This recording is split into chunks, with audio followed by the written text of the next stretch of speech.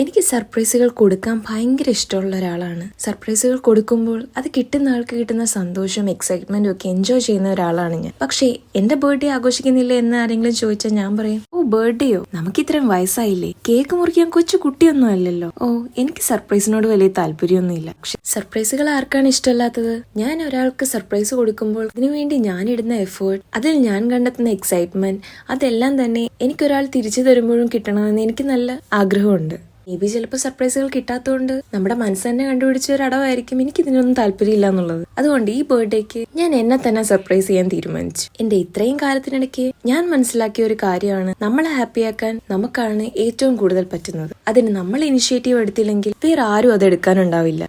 നമ്മുടെ ബർത്ത്ഡേ നമുക്ക് മാത്രമാണ് ഇമ്പോർട്ടന്റ്. മറ്റൊരാളിൽ അത് അത്രയും എക്സൈറ്റ്മെന്റ് ഉണ്ടാക്കണമെന്നില്ല. അതുകൊണ്ട് self love is more important than any other love. നിങ്ങൾ നിങ്ങളെ സ്നേഹിക്കാൻ തുടങ്ങുക. നിങ്ങളുടെ മനസ്സ് ഹാപ്പി ആയിട്ടിരിക്കുമ്പോൾ നിങ്ങളുടെ ചുറ്റുമുള്ളവരിലേക്കുള്ള സന്തോഷം താനെ എത്തിക്കോളും. അപ്പൊ